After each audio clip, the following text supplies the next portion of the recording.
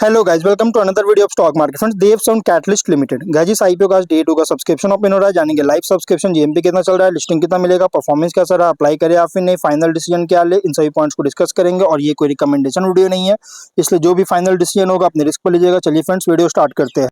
तो guys, IPO 9 को open हुआ था 13 जुलाई, मंडे क्लोज किया जा रहा 3 डे आईपीओ। 16 जुलाई का लिस्टिंग डेट, 10 रुपीज का फेस वैल्यू, 112 टू 118 रुपीज का प्राइस बैंड, 1200 शेयर्स की lot size, fresh capital OFS का combination, book build IPO 42 crore, issue size 35.9 lakh shares issue किया गया है। MNM stock broking market maker, fresh capital 37 crore, OFS 3 crore का किया गया है। बीएसई एसएमई पे लिस्टिंग हो रहा है। अलॉटमेंट डेट 14 जुलाई का, 15 को रिफंड्स रिलीज किया जाएगा, शेयर्स डिमेट अकाउंट में क्रेडिट होगा। ऑफर दिया गया है क्यूआईबी, एंकर इंक्लूड नहीं करेंगे, ऑलरेडी एलोकेट हो चुका है, जो कि 18.4%, big HNI 9.3, small HNI 4.7, retail 32.8% offer दी गई है, जो कि रिटेल ओनली 2 लॉट अप्लाई कर सकते हैं। 2400 शेयर्स मिलेंगे, 2.8 लाख पे करना पड़ेगा। Small HNI minimum 3 lot apply कर सकते हैं, 4.2 लाख पे करना पड़ेगा। मैक्सिमम 7 लॉट अप्लाई कर सकते हैं, 9.9 लाख पे करना पड़ेगा। Big HNI minimum 8 lot apply कर सकते हैं, 11.3 लाख पे करना पड़ेगा। मैक्सिमम कोई लिमिट नहीं है। लेकिन एम्प्लॉय में अगर हम बात करें तो guys, employ category minimum 2 lot apply कर सकते हैं, 2.8 लाख पे करना पड़ेगा। मैक्सिमम 3 लॉट अप्लाई कर सकते हैं, 4.2 लाख पे करना पड़ेगा। अगर 5 टाइम सब्सक्राइब होता है स्मॉल एचएनआई, बिग एचएनआई या एम्प्लॉय में, तो गाइज आपको मिनिमम लॉट अलॉट होगा। जैसे स्मॉल एचएनआई में ओनली 3 लॉट, बिग एचएनआई में ओनली 8 लॉट और एम्प्लॉय में ओनली 2 लॉट अलॉटमेंट होगा अगर 5 टाइम सब्सक्राइब होता है। तो एंकर से 11.8 करोड़ का फंड रेज कर चुकी है। लेकिन अगर हम सब्सक्रिप्शन की बात करें तो डे वन सब्सक्रिप्शन अगर देखा जाए तो गाइज कंपनी बहुत ही स्ट्रॉन्ग सब्सक्राइब किया डे वन में। क्यूआईबी 1.7 टाइम सब्सक्राइब है, 6.6 लाख शेयर्स ऑफर था, 11.4 लाख शेयर्स बीट किया, 13.4 करोड़ का। बिग एचएनआई 11.8 टाइम सब्सक्राइब है, 3.8 लाख शेयर्स, तो 3.3 लाख शेयर्स ऑफर था, 39.7 लाख शेयर्स बीट किया, 46.8 करोड़ का। स्मॉल एचएनआई 8 टाइम सब्सक्राइब है, 1.7 लाख शेयर्स ऑफर था, 13.6 लाख शेयर्स बीट किया, 16 करोड़ का। रिटेल में 11 टाइम सब्सक्राइब है, 11.7 लाख शेयर्स ऑफर था, 1.3 करोड़ शेयर्स बीट किया, 152 करोड़ का, जो कि गाइस रिटेल एचएनआई में बहुत ही स्ट्रॉन्ग सब्सक्राइब है। क्यूआईबी ओवर सब्सक्राइब है, एम्प्लॉय में अंडर सब्सक्राइब है, 72% ओनली सब्सक्राइब किया, 46.8 थाउजेंड शेयर्स बीट किया, 55 लाख का। Total 8.1 time subscription, 1.9 crore shares bid किया, 229 करोड़ का, 6211 एप्लीकेशन सबमिट हुआ, जो कि गाइस बहुत ही स्ट्रॉन्ग सब्सक्राइब देखने को मिल रही है। लेकिन अगर हम जीएमपी की बात करें तो कंपनी का जो जीएमपी ट्रेड कर रहा है, अगर देखा जाए तो इसका जीएमपी गाइस कंपनी का ट्रेड कर रही है लगभग, अगर देखा जाए तो 45 रुपीज का, जिसके अकॉर्डिंग 38% का एक बहुत ही स्ट्रॉन्ग लिस्टिंग गेन एक्सपेक्ट कर सकते हैं। 163 रुपीज का एस्टिमेटेड लिस्टिंग प्राइस और 54,000 रुपीज का एस्टिमेटेड प्रॉफिट सिंगल लॉट पे मिल सकता है।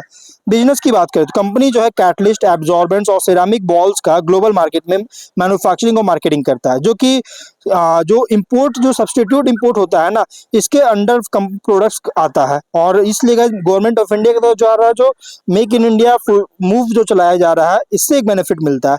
और high value high margin products का इंट्रोडक्शन कंपनी के बॉटम लाइन को बूस्ट कर सकता है, कर चुका है, जो कि यहाँ पे आप देख सकते हैं इंडिकेट किया। 26 में 56.8 करोड़ का रेवेन्यू, जो कि रेवेन्यू इतना कोई खास ग्रोथ नहीं किया, बट प्रॉफिट 12.5 करोड़ का बहुत ही स्ट्रॉन्ग ग्रोथ किया। और इसके कंपनी के पीयर्स है वहा chemicals, Biopol chemicals, Neochem bio solutions. Objective क्या है तो न्यू मैन्युफैक्चरिंग यूनिट का सेटअप करने में कैपेक्स करना चाहता है, working capital requirement, general corporate purpose के लिए फंडिंग चाहता है। Ratios ROE 46, ROCE 47.6, RO and 37.4, EBITDA margin 29.5% का, डेट टू इक्विटी 0.15, पीबी है 5.7, पी रेशियो 9.6 टाइम का, प्रोमोटर होल्डिंग पे रेशियो 100%, मार्केट कैप 160.3 करोड़ के अराउंड होगा। रिसेंट फाइनेंशियल डेटा के अकॉर्डिंग प्राइस बैंड जो रखा गया है फुल्ली प्राइस रखी गई है। कंपनी का जो प्राइस बैंड है ना, फुल्ली प्राइस्ड आईपीओ है।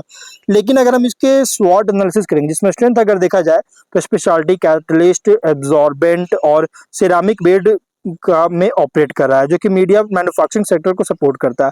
One of the indigenous manufacturer है, जो कि oil and gas, petrochemicals, fertiliser, steel and chemical industries को सर्व कर रही है। मैन्युफैक्चरिंग फैसिलिटी जो कि इंटीग्रेटेड प्रोडक्शन कैपेबिलिटीज के साथ है, जिससे क्वालिटी और ऑपरेशनल इफिशियंसी सपोर्ट करता है। स्ट्रॉन्ग प्रेजेंस है डोमेस्टिक और एक्सपोर्ट मार्केट में, जिससे डाइवर्सिफाइड रेवेन्यू सोर्सेज प्रोवाइड करता है। लॉन्ग स्टैंडिंग कस्टमर रिलेशनशिप है इंडस्ट्रियल सेक्टर्स में, जिस रेकरिंग बिजनेस सपोर्ट करता है। इन फाइनेंशियल परफॉर्मेंस ग्रो कर रही है, प्रॉफिटेबिलिटी इंप्रूव हो रहा है, जिससे पॉजिटिव बिजनेस मोमेंटम इंडिकेट करता है। वीकनेस की बात करें, बिजनेस डिपेंड करता है इंडस्ट्रियल और रिफाइनरी सेक्टर से डिमांड पर। कॉस्ट, कस्टमर कंसंट्रेशन के कारण रेवेन्यू स्टेबिलिटी अफेक्ट कर सकता है। वर्किंग कैपिटल इंटेंसिव है हो सकता है इन्वेंट्री और इंडस्ट्रियल ऑर्डर साइकिल्स के कारण। रॉ मटेरियल प्राइस में फ्लक्चुएशन के कारण ऑपरेटिंग मार्जिन इंपैक्ट कर सकता है। स्केल रिलेटिवली बहुत स्मॉलर है large global speciality chemical companies के कंपैरिजन में। बट अपॉर्चुनिटीज की बात करते हैं, डिमांड ग्रो कर रही है कैटलिस्ट, एब्जॉर्बेंट्स और इंडस्ट्रियल प्रोसेस केमिकल्स के लिए। और रिफाइनरी, पेट्रोकेमिकल, फर्टिलाइजर इंडस्ट्रीज का एक्सपेंशन लॉन्ग टर्म ग्रोथ को सपोर्ट करता है। कैपेसिटी एक्सपेंशन प्रोडक्शन और रेवेन्यू इंप्रूव कर सकता है। एक्सपोर्ट अपॉर्चुनिटीज इंक्रीज हो रहा है जिससे डाइवर्सिफाई बिजनेस को आगे डाइवर्सिफाई कर सकती है। न्यू कैटलिस्ट टेक्नोलॉजीज का डेवलपमेंट मार्केट पोजीशन को स्ट्रेंथन कर सकती है। लेकिन थ्रेट अगर देखा जाए तो स्ट्रॉन्ग कंपटीशन है डोमेस्टिक और इंटरनेशनल कैटलिस्ट मैन्युफैक्चरर से।